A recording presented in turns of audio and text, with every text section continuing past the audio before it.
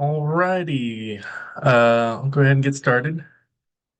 Welcome, everyone. This is our fall, I guess I'll call it, advisor webinar. We are going to be doing these webinars a few times a year. We won't, as you know, we aren't doing them every month anymore. But we're doing this to supplement, um, you know, the everything else we share with you at the Spring Data Conference. So today we'll be going over just reviewing again changes that are coming in the data collections in the fall right now, as well as just some other news about what's going on our side. Um, I'll go ahead and get started. So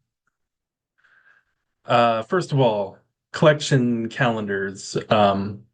First, I just want to point out that the 24-25 advisor calendar is available. Here's a copy of the latest. We this is something we shared before. I did make a few tweaks recently though, um, just to clarify what's in the follow-up collection. And that I hadn't said this before, but the only reason that we had student grades listed here is because it's really only summer semester, aka summer school courses, that are allowed in the follow-up, as well as the enrollment data, but we will talk about that later. Just so you know, yeah, there's a slight update to the calendar. So where are we at in all of the collection windows? Right now, the 23-24 follow-up collection is going on. That is due September 15th, which then starts the audit window for us to review data. And in this case, since we'll be looking at dropouts and graduates, we may um, review your grad rates and dropout rates during that audit window time, and we may contact districts if we see any issues. With the idea, hopefully, being that all the data is updated by October 2nd, and that's when we will lock in the follow-up collection data. Also going on right now, like every year, is the fall staff reporting window. Uh, Technically, that is due September 15th as well, per statute, but the audit window for fall staff reporting goes all the way until the end of October. The same as our 24-25 advisor fall collection. So that's the collection with membership for state aid, early childhood counts, FRL counts. That is all due by October 15th, with the audit window starting then for us to help review data. And again, by the night of midnight, October 31st is when we will lock that data in. Patty asked a question about asking questions. Yeah, I will try to stop and catch up on the questions as we go, but anyone feel free to use the Q&A panel in Zoom to ask any questions, and I will pause and catch up.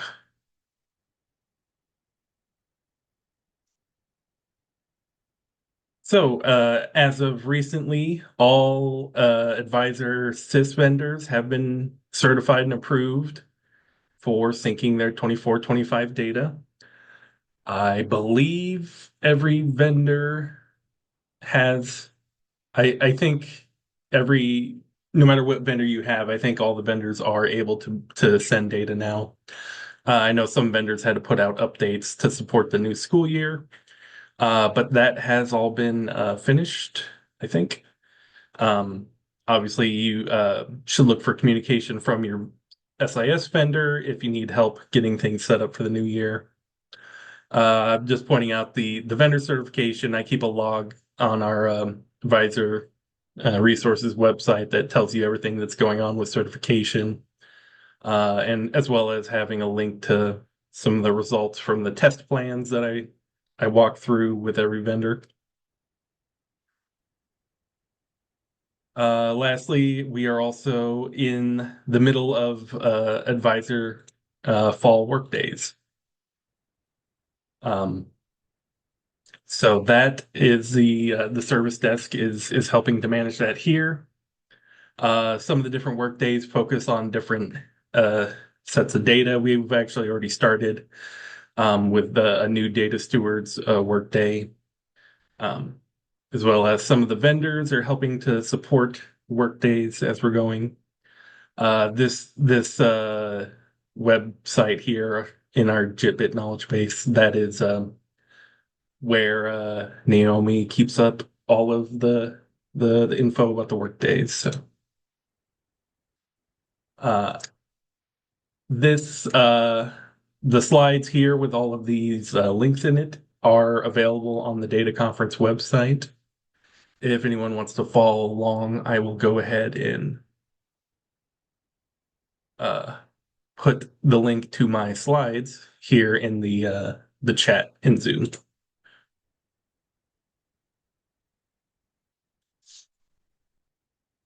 And I will yeah, I'll come back to your question, Patty, when we talk about staff actually. First, I want to go a little more in depth into the follow-up collection.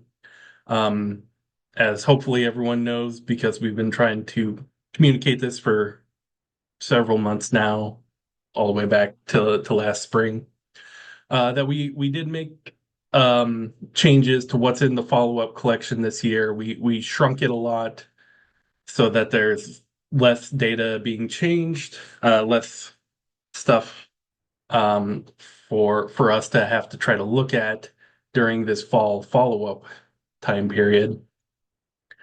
So really now the follow-up, as I mentioned in the calendar document, it really only includes enrollment records, specifically because we are looking for summer graduates or anyone who graduated late, essentially students who are now dropouts who are changing from 205s to a dropouts, or students who are changing from 205s to a transfer out code based on any updated info that districts find out.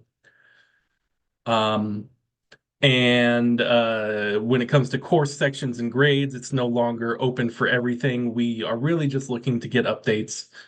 Technically, we get updates on summer semester courses.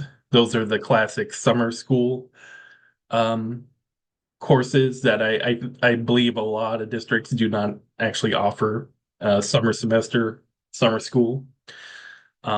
So if you're not familiar with what that is, most likely it's not an issue for you. The summer school courses they've never they've never gotten, they've always kind of been off to the side compared to our regular course data. They don't have staff certification checks, I think. They also don't count towards your instructional unit totals. So um, they're really just kind of a special case. The enrollment updates, that'll work basically the same as in previous years. Um, so one note about what isn't in the follow-up collection, attendance data. Um, and technically this has always been true, but we do get a lot of late requests and we have been processing some of those all summer for attendance updates and specifically issues with getting absences reported. And that the way that affects your ADA specifically. Um, so that data, I think, is fully locked in now. We've reviewed it several times. I'm not expecting any other big issues that need a late request. So generally the attendance and the ADA, ADM reports for last year are locked in. I know though that a lot of districts are just going through their attendance data audit right now. It's part of those yearly district audits. I'm not expecting that every issue found in the audit gets a late request to be updated on our side. I think the primary purpose for the audits is to make sure you can avoid the issue for the upcoming year. But if, there were some people that found large discrepancies across the entire year. If you do find a big problem with attendance, at least let us know through a ticket to the service desk and we can talk that out. All right, couple questions. Uh, Terry asked about follow-up to include special ed students on grads and dropouts. I will talk about that in the next couple of slides. Did ask, just to clarify, we go back to the 23-24 enrollment record for each student to change the 205 to a 202 if they are dropouts. That is correct, Deb. Um, yep, that's how we've always done the dropouts for the follow-up collection. So yep, it is something where you flip back to the prior year to make that update.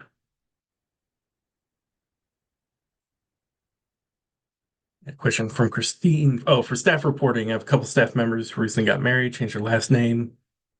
Can I change their name just in staff reporting, or will it cause an error? I believe that's perfectly okay to just update the name in staff reporting. The service desk may have a preference about whether or not that we bother changing the name in staff ID. It And I'm would not probably sure what. be it would probably be wise for them to update NDE staff ID as well. Yep, just for clarification. So is there any updates that happen in teacher cert regarding name changes and getting renewals? I'm not sure. The certificated staff person should update their teach account with the correct name as well. Would it just happen whenever the next time they get their renewal, I imagine. So, okay. Thank you, Naomi. All right.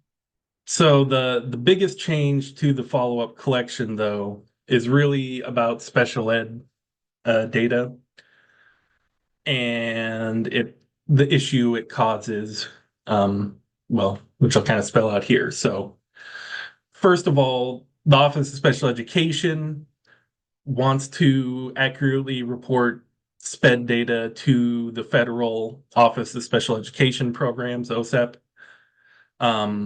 That that's the group where we report lots of data every year related to SPED. And they specifically ask for data as of 6:30,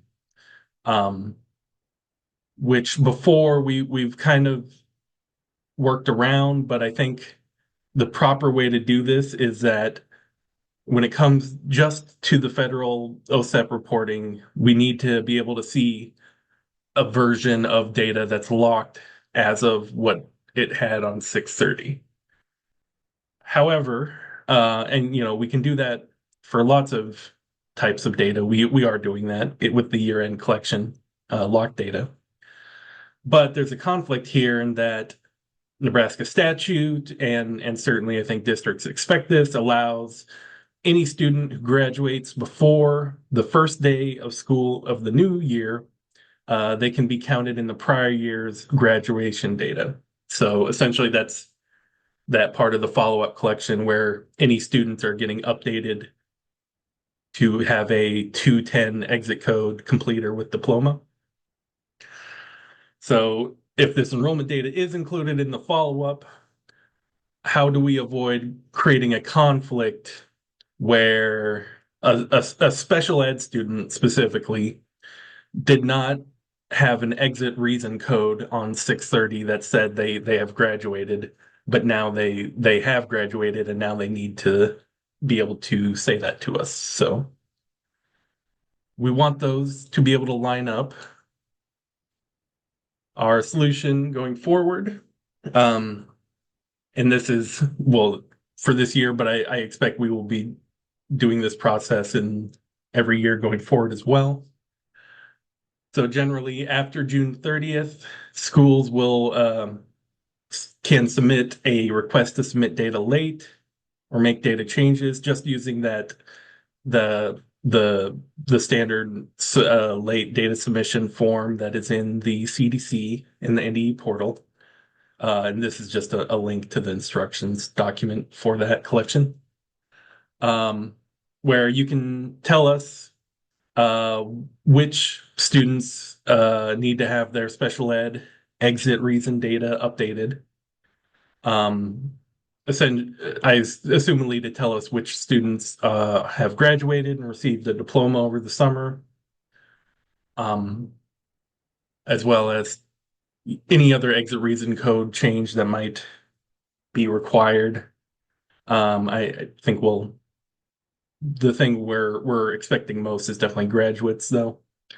Um, and students whose exit reason needs to be changed compared to whatever was reported on June 30th, which is in the locked year-end data in Advisor.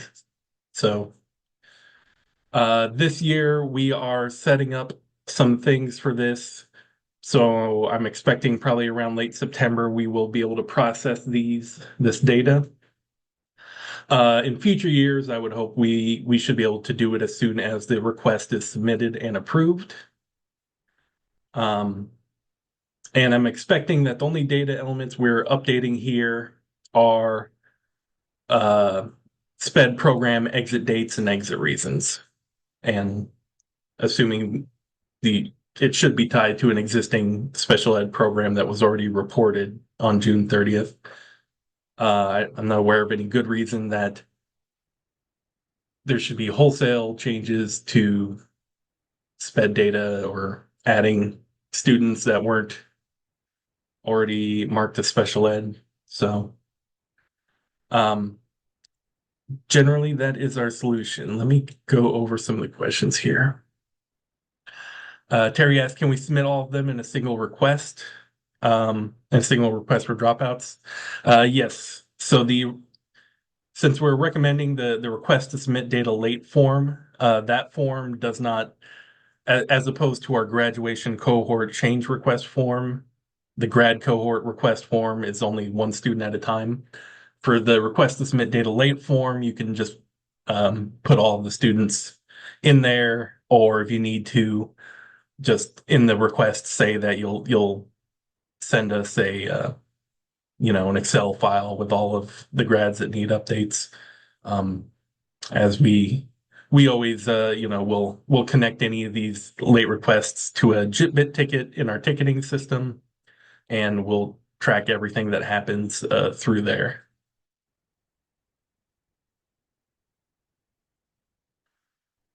Specific question. We had a SPID student who didn't graduate last year, was going to come back for the 24-25 school year. Parent informed us early August that student was not coming back and dropping out. I am planning on just including the student in my fall data and not the follow-up. Is this correct? I That is okay to do.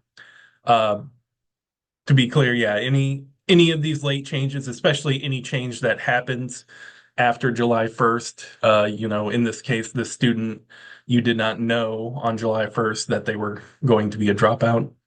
I think that's definitely appropriate to report in the new school year. Typically, you would report that like a summer exit, summer dropout, um, with an enrollment record and a special ed program record that are in and out before the first day of school, most likely. Um, Really, though, the reason why we have this special process is because to properly get credit for grad rates and things like that, we will we want to make sure we get those grads in the prior year. In this case, though, if a student's becoming a dropout in 24-25 in the new year, they will count as a dropout when your 24-25 dropout rate is calculated, assuming their status doesn't change before next fall. Christy asked, do we change the SPED grad data in our SIS as well as the request to submit data late? Yes, I would recommend that generally. I think that's what you're expecting to see everywhere you look. Um, and so really the way we're handling, and actually let me talk about that on the next couple slides. The way we're handling this is that we are the data as of 6:30, that's specifically for federal OSEP reporting. We're going to kind of save that off in its own separate area. But generally, I think your live data and your end of year lock data will be updated. All right, so here's a few examples that we've thought of that we're sharing in our communications. Kind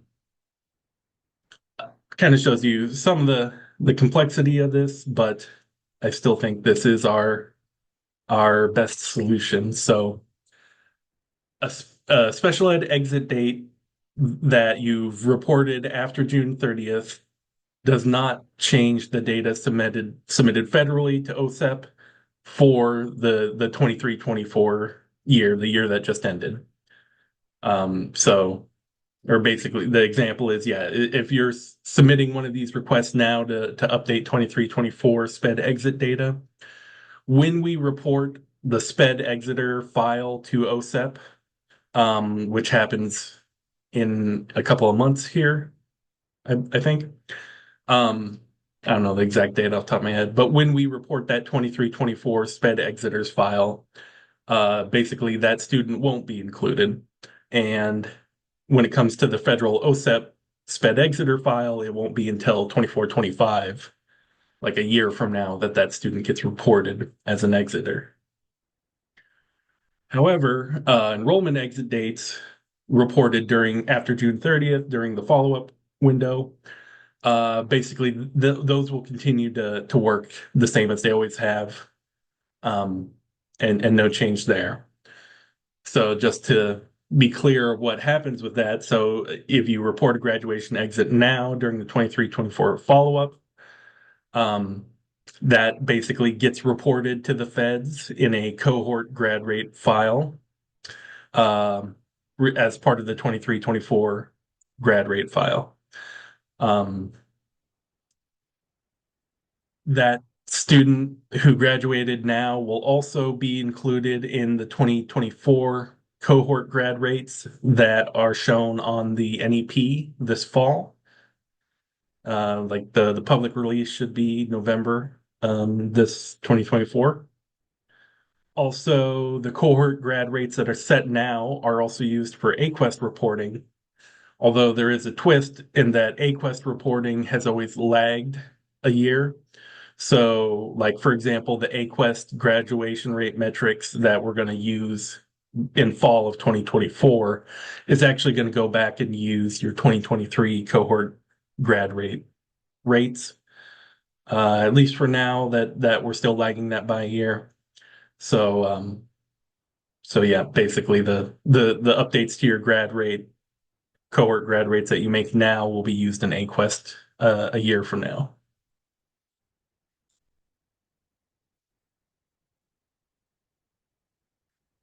So this is how districts would see this data. So once the late request is approved, we also at NE need to set up a few things in the background to make sure we can keep these two different versions of the data separated and locked. But when we make the change, we will update your end of year locked report. For most cases, we want to see that update in the end of year locked data. And so that it would also make sense if your live data that is coming from 23-24 in your SIS is also updated. But then we want to make sure we have a way for you to be able to review the data as it looks for what we submit to the feds for that OSEP reporting. So in a couple of reports that are specifically including special ed exiters, we will add a unique reporting window option to those. So in addition to what you have, we'll also add an option that I'm thinking will say end of year locked federal report. Something like that. I might change the wording of that a little bit. And that'll just appear as another option in this drop-down menu when you go to the SPED Exiters report. And that will show you that version of the data that we saved off.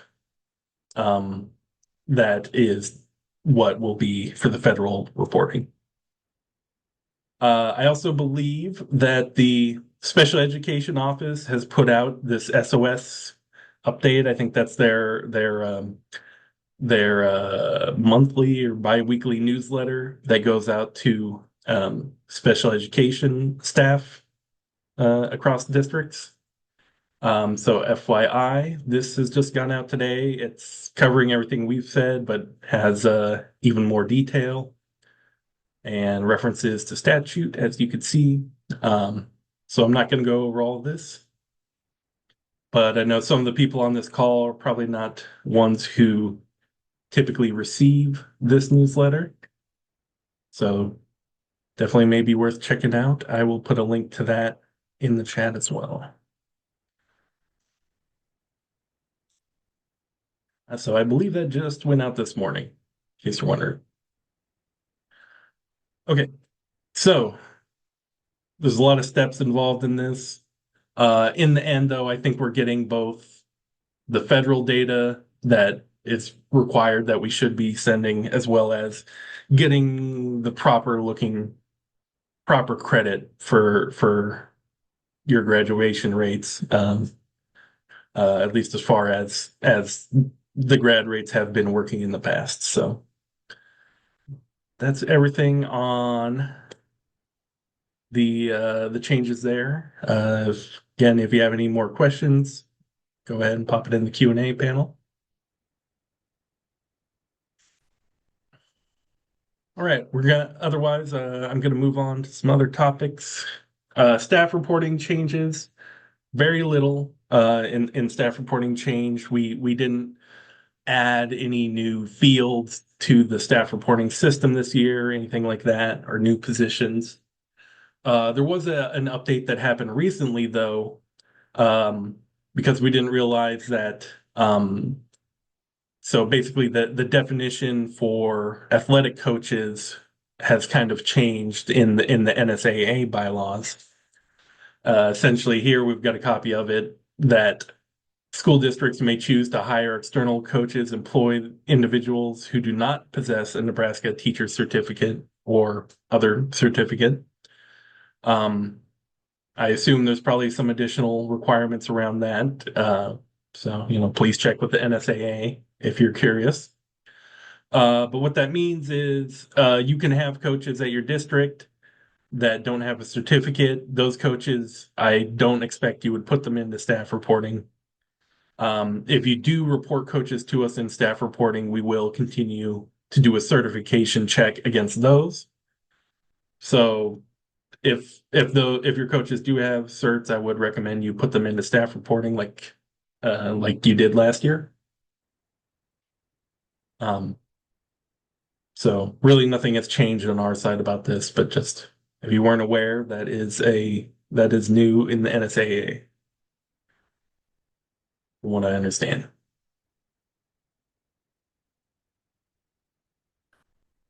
One more new thing, staff related. We do have a new NSSRS validation error that we turned on for this year. So this one is number 593. No teacher FTE reported at a school with students in membership. So that's the whole text of the message there. Basically, if you have a school that has students in membership, like an official, PK through 12 membership count, we expect that there should be at least at least one part-time teacher at that school. We are doing this basically because when I submit the data to the federal DOE, I submit everyone's teacher, staff, FTE data. That's something that we've done for a long time. But we've run into problems recently with the validation that they have when I submit the data to them, um, with seeing some schools that didn't have teachers reported in them. Um, so this will flag this ahead of time for you. Um, and this is, but this error doesn't run until we have confirmed membership counts for a school. So even though the error is in the system now, you won't actually see you wouldn't possibly see it until we actually have membership counts for the fall. So likely late November, I think, is when we'll finalize the membership amounts. And then really you have until the end of the school year to correct the staff data. So yeah, Melissa, this is an error in NSSRS validation because it goes with staff reporting. That's still where all of our staff reporting validations occur. Suzanne asked about our sixpence schools. Students do not come to the school, so we have no teachers. I don't believe those schools would have membership, but since PK is kind of special, we may have to make an exception around PK locations. I'll have to check into that one, Suzanne.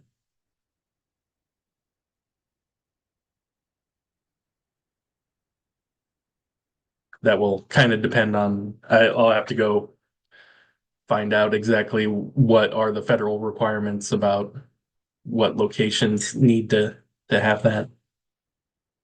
And actually, I think in the past we may have seen locations that are the federal Department of Ed flags them as an error, and then we tell them that no, this is a special PK location. It's not a valid error.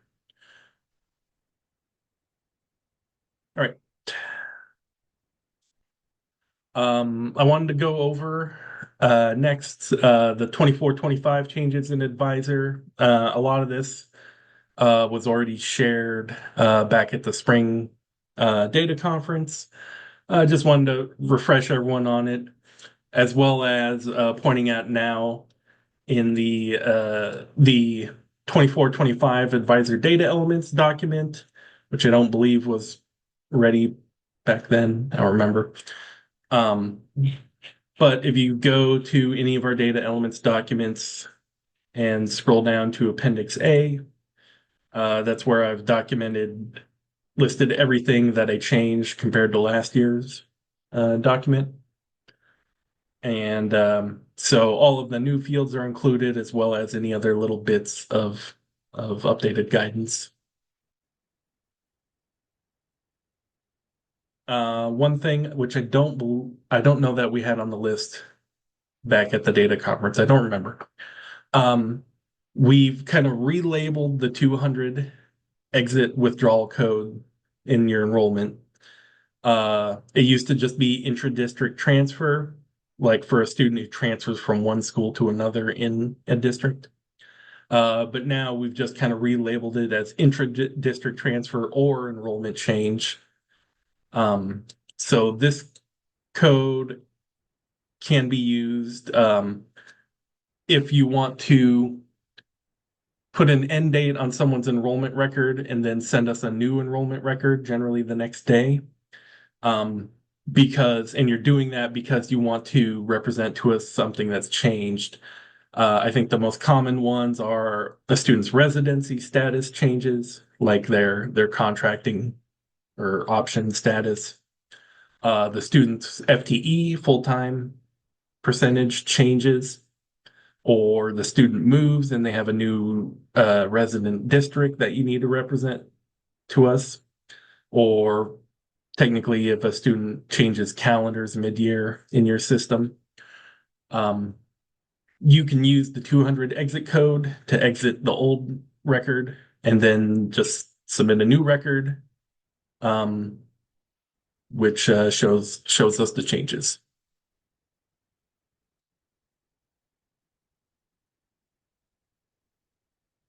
Um, all right.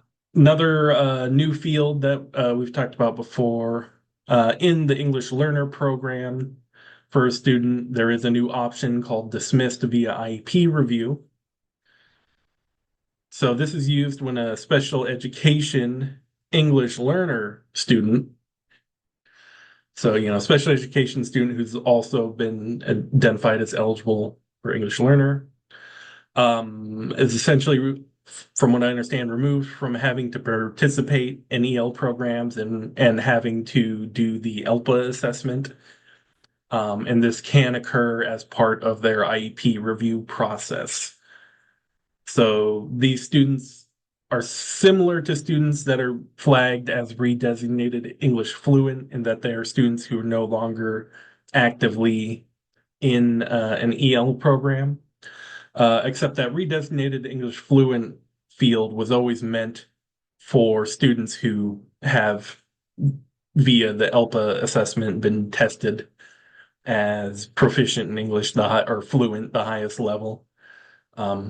So I believe every SIS vendor handled this a little bit differently, but most likely wherever you used to go to mark a student as redesignated fluent, there should be a new option right next to it.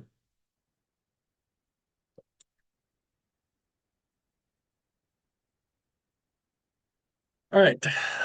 This other very, very large new requirement for everyone. An advisor, we call this new flag met state graduation requirements, but pretty much everyone knows that this is talking about FAFSA, the new statute that requires either every graduate student should either have applied for the FAFSA, or the district should have waived that student from having to do that. And there's a lot of different ways that a student can be waived. I'm not going to go over everything in that statute today, but um, but in advisor, we just collect it as generally met state graduation requirement. Um, so Julie asked, how will we know if a student filled out the FAFSA form or filled a waiver?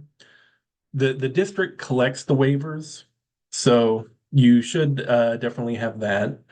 Um, there's not the state has provided like a template that districts can use or modify to however they want to do their waiver process. But it's really a district level thing. The state is not collecting waivers from students. The state is also not getting involved in looking at individual students' FAFSA applications. I do know because I did sit in on a breakout session at the Spring Data Conference that was a lot of it was talking about there's this lookup website where district staff, such as guidance counselors, would go to look up Nebraska student FAFSA application statuses. I will just say, most likely, I'm sure there's instructions about that coming from several locations. I can point out to you where we still have some of the slides available from all the breakout sessions at the Spring Data Conference. That also has some notes about that. Paige asks, where can we get a copy of the template for the waiver? I know it's posted on the NDE general website somewhere. But I probably also, I think that's also probably covered in that session I was referring to at the breakout from the spring conference. So that might also be a good place to learn more about it. But if you need to, you can email us, and I'm sure I can dig that up. I'm pretty sure it's somewhere in our public website. Max, I went ahead and put a link in the chat. Okay. Yep. Oh, it's just under FAFSA.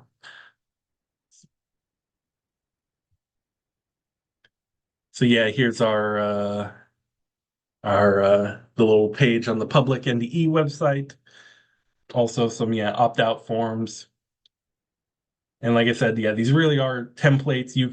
Districts can edit that however they need to, I think.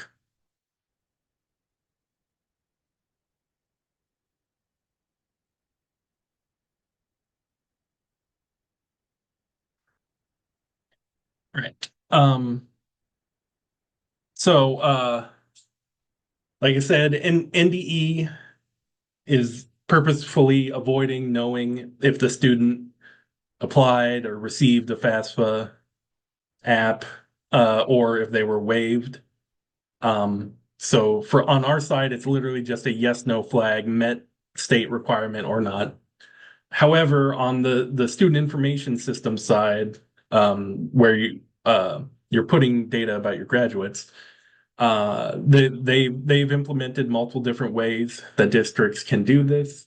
I've been recommending to them that they have like two different flags. So on your side, you can keep track of these are the students that have been waived. These are the students that we've confirmed have a FAFSA app. And these are the students that we haven't done either or haven't found either yet. So, and if either the first two things is true, then that Met state graduation requirement flag gets reported to NDE. I should also note that I believe the statute behind this also mandates an aggregate data collection. So without individual student info, but I'm expecting we'll collect just some counts about how many students were waived versus not waived and had the FAFSA at the district. Um, I don't know if we have anything ready for that yet, but I'll just say this would be some type of new data collection, which I expect we'll see later this school year. We will keep you updated on the bulletin as that becomes ready.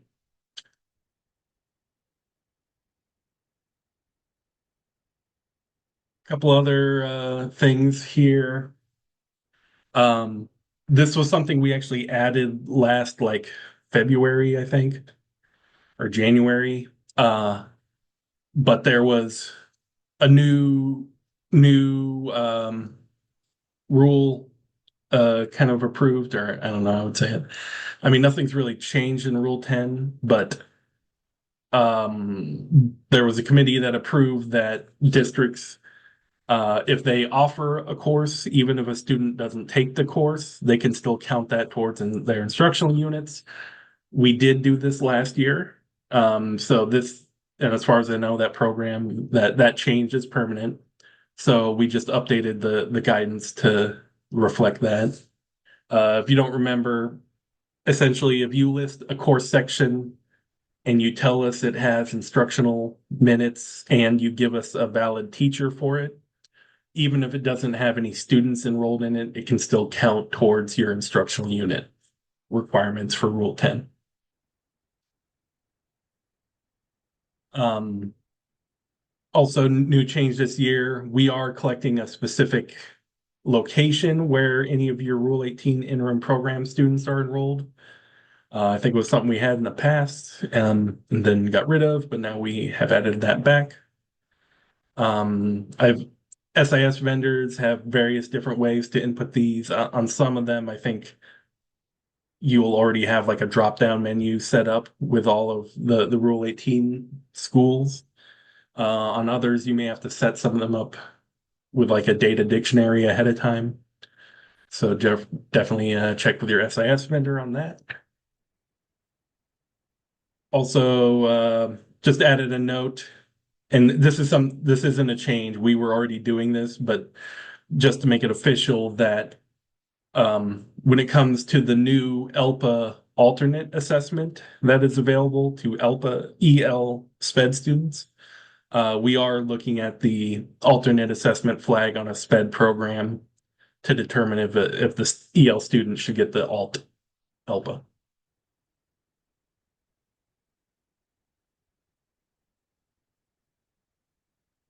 All right. There's also a batch of new errors, a lot of them related to the things we just talked about, that I'm hoping we'll probably announce and activate within the next week or so. Um, so we will be also putting these out in the bulletin. Um, I'll quickly go through these, but if you have any specific questions about them, let me know. And we're going all the way from 803 to 811, I believe.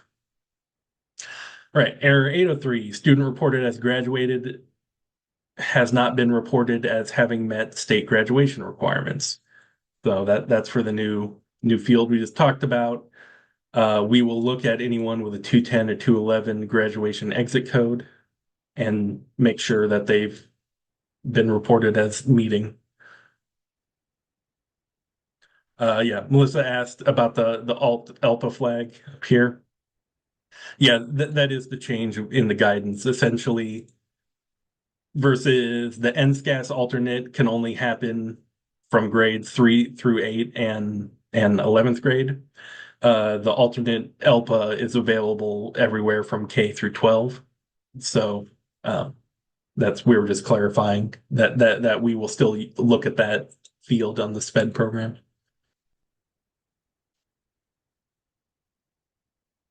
All right. 804, Rule 18 interim program record reported without indicating the Rule 18 school location. That's the new change that is mentioned. 805, English learner student reported as dismissed via IEP review, does not have a special education program.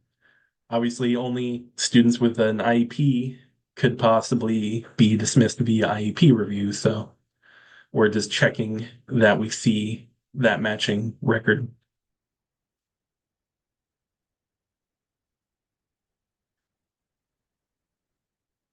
Yeah, the Missy asked about the 211 exit code. That hasn't really been decided yet.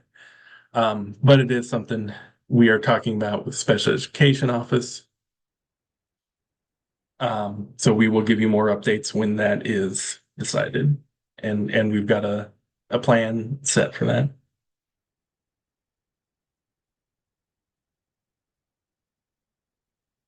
There's also a question. Um, where do we mark in the student information system met state graduation? It's slightly different for every SIS, Barb. I couldn't tell you exactly.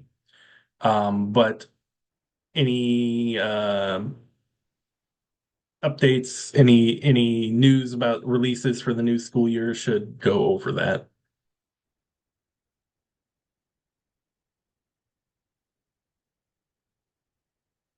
All right. One more. Just said our Rule 18 kids attend the ESU2 independent school near Fremont. I don't believe that's an option. For us, I don't believe and the ESU2 school is a Rule 18 school officially. But we probably need to talk about your kids more, look at them more closely, Jess. So I'd recommend put in a service desk ticket and we can follow up with you on that.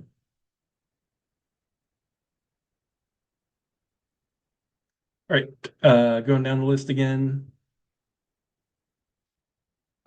Should say 806, not 206. And this 806 is a warning, suspension or expulsion reported for student before grade 3. And that means an out of school suspension or an expulsion. This is reflect the new state statute that was adopted last year, I believe, that says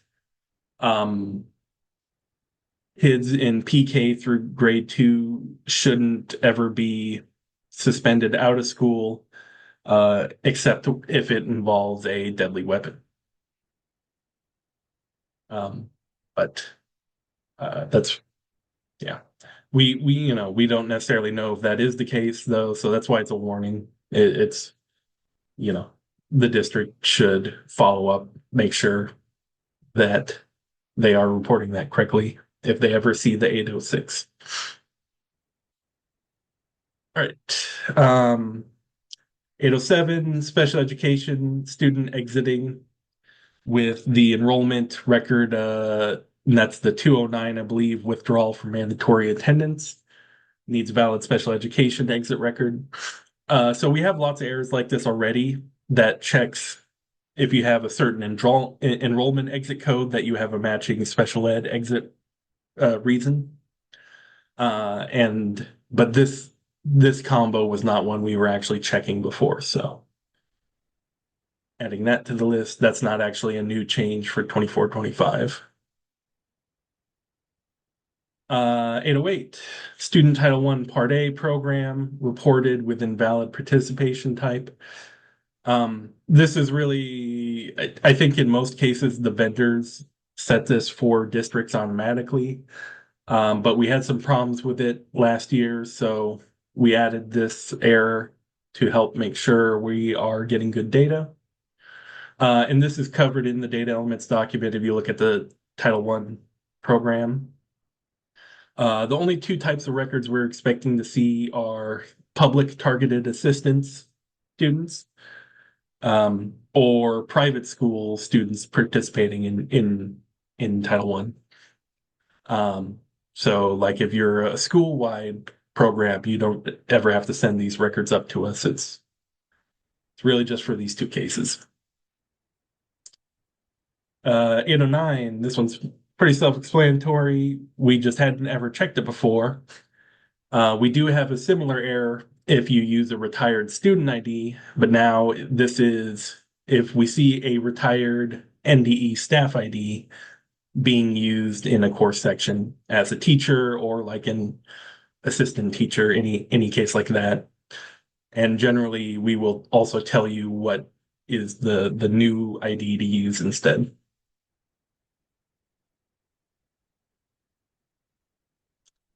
All right. This one, 810, is an info. We haven't used this much, but this is something I had already, we've always had as an option in advisor validation. Essentially, information is like the lowest severity. It's like lower than even a warning. And it can also be hidden just like a warning. Because the info doesn't necessarily reflect data that's wrong. It's just a quick tool that lets us give you a list of students. In this case, it's a list of students who were reported as a 205, not enrolled, eligible to return last year in 23-24 in the locked 23-24 data. And letting you know that they do have an enrollment somewhere in the current school year. So you can look those students up in the enrollment lookup or follow up, find out if you need to change your 205 code, which you may not need to necessarily, but that's just there to try to help you get more of that data sooner. So hopefully you don't have to send us late requests after the follow-up window is closed.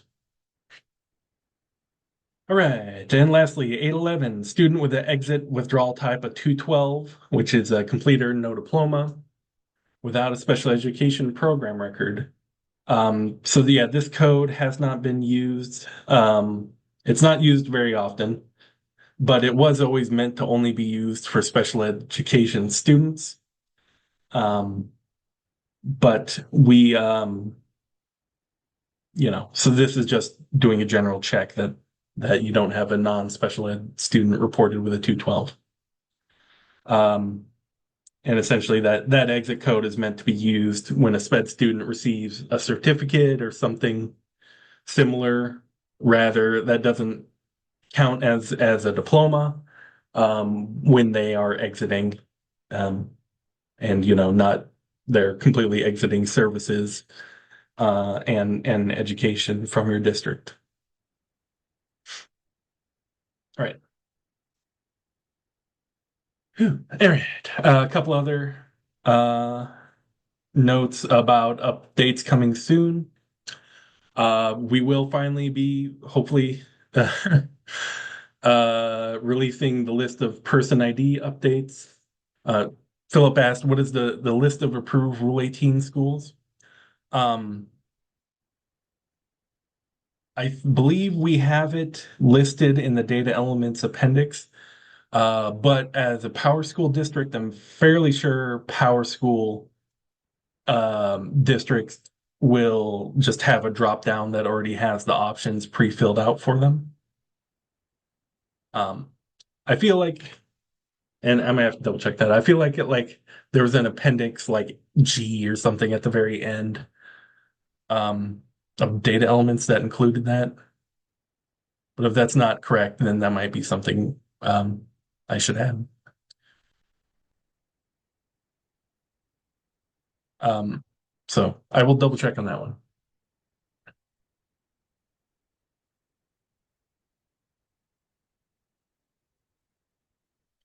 All right, person ID. We've had a bunch of bug fixes waiting to go out, and we've just been too busy with other things to really finish this through. And now we're kind of in the busy season of districts uh, as a lot of districts are adding new students for the fall. I think it's probably a better idea to wait until after the busy season has died down a bit. We'll be releasing a batch of those updates. At the same time, we will be releasing the updated and extended, really totally rewritten user instruction document for Person ID. There's, updated screenshots and everything. I'll be looking at adding uh, a list of validation errors that can occur when you go and upload a Person ID file, and if it gets rejected, we don't have those written down anywhere. Also, the big update in this release um, is that we'll also have to be putting out a new file template as well. We are adding a new optional field for preferred middle name. This is going to work just like preferred first and last name fields, in that the fields are totally optional. If you submit a template file to us that doesn't even have those columns, that's fine. We'll still accept it. Or if you set them all to blank, that's fine as well. You don't have to fill in the preferred fields. So we'll take it either way. But if any districts want to use this, we will take the preferred middle name and it'll get passed through into advisor when in the student name that it shows up in advisor. Uh, Although, yeah, I don't know if the middle name is used a lot of places. Where appropriate, that name can also be forwarded on to assessment vendors for the vendors that load a roster from NDE advisor data directly.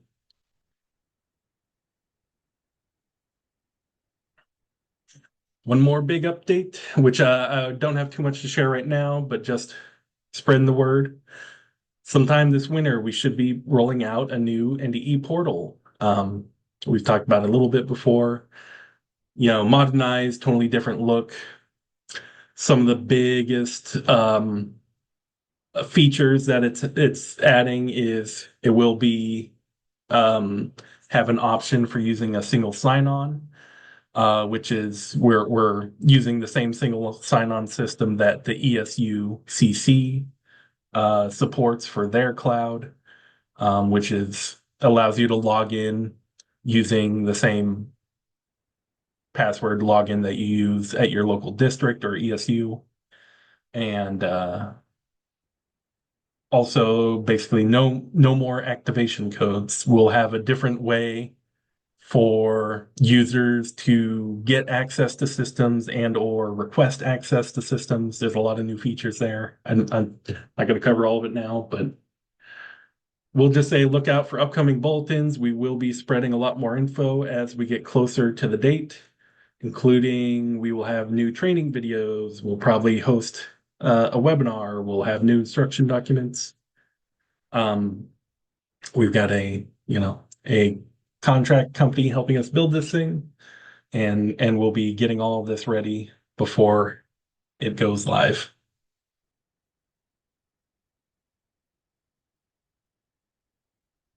All right. I just had a few more slides after this with some more resource links.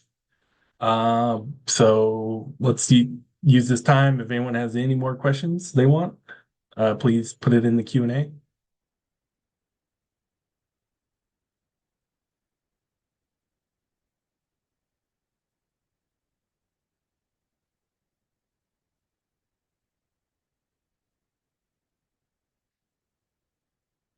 All right. Yeah, not seeing anything so far. Again, here's a bunch of links. A lot of these we may have already talked about already. The advisor resources page where the data elements is, Fall Workday's website. We looked at that before. Also point out that we've got several pre-recorded sessions related to the fall. I've got all of them in a playlist here on YouTube. And I will continue to add more videos to this playlist if we get any more. As you can see, we've got the new data steward training, non-publics, staff reporting videos out here. Also want to point out, if you weren't aware, and we have shuffled things around a little bit, but when you're on the data conference website, let me go back to the home page. So here's the main 2025 data conference website. Now, if you go to the archives menu, there is a new 2024 archive page, which all we have here, basically, a couple of things from the in-person conference. This link at the top brings you to the sked.com schedule website. This also is where we posted any slides from any of the breakout sessions. Not every breakout session had a video, but for example, here's the slides for the FAFSA session. I'll put that in the link since we were talking about that. Here's videos of all of the big room sessions. There was the pre-conference FERPA, data privacy sessions, as well as all the keynote speakers and our plenary sessions with all the advisor updates. And if you scroll down at the bottom, here's where my webinar slides from today are posted. I will post the recording here as well. And finally, I want to point out that we actually do have a pre-recorded session that everyone could go look at. This is an update on 24-25 art course codes. There weren't big changes to the art course codes this year, but Cody from our arts education specialist has got some updates. He goes over some documents he's produced that help keep everyone keep track of all the art course code changes. He also talks a little bit about Nebraska's participation in the Arts Education Data Project. So that video is also out there already, 14 minutes long. Since we're ending a little bit early, I'd recommend you go watch that today if you're interested in the arts. Also, I've got a link here to the Fine Arts website that has documents and also a copy of the video and Cody's slide deck from his video. So I'd recommend you check that out as well. And that's Cody's email if you need to email him directly about any of your art questions. So I believe that is everything I've got for today. Jamie asked, is there a way to find change course codes? There is. Since we have gone to our online course codes website, this is hopefully you've seen this before. This is our online website, online course document now, where you can look up all the individual courses and see the data. But if you look at the menu up top, there's a tab called Changes, and this is essentially yeah, this is the list of everything that changed compared to the prior year.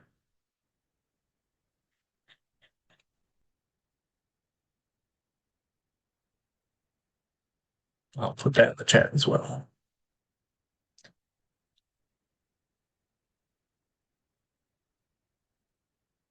Brian asked if a family refuses to enter race or ethnicity for a student, what should we mark?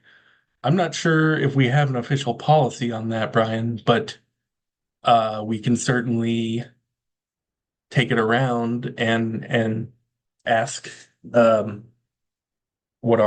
figure out what our recommendation would be.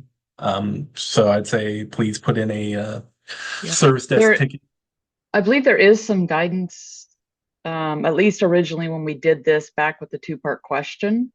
But there was some guidance put out there. So we can take a look at what we wrote back in the day. And we'll definitely review it again when we have to make the change in the coming years. Yeah. So anyway, put in a ticket anyways, Brian. We'll follow up. I'd refamiliarize myself with that. Chris asked where the YouTube video link. I'm not sure which video you mean. If you mean the video, where will I post the video of today's session? That will go on the 2024 archive website. In our data conference website. Or if you want a link to our fall workday videos, that is this YouTube playlist link, which I will also put in the chat. And links to those are also available through the Workday site when the recordings are available. Yeah, we put all our links are triple back on each other.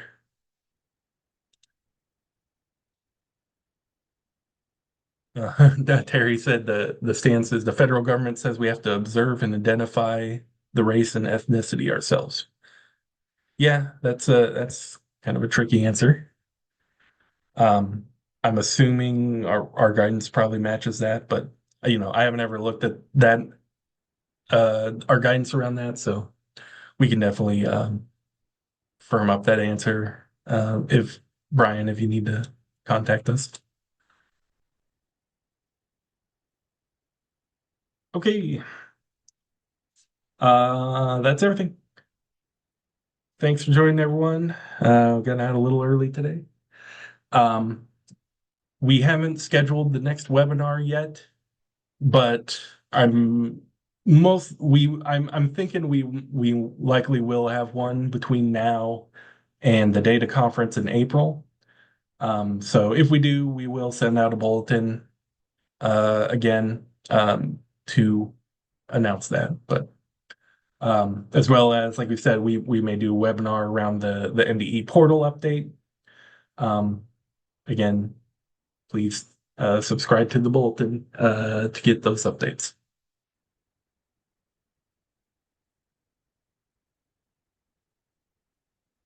All right, I think that's everything. Thanks for joining, everyone.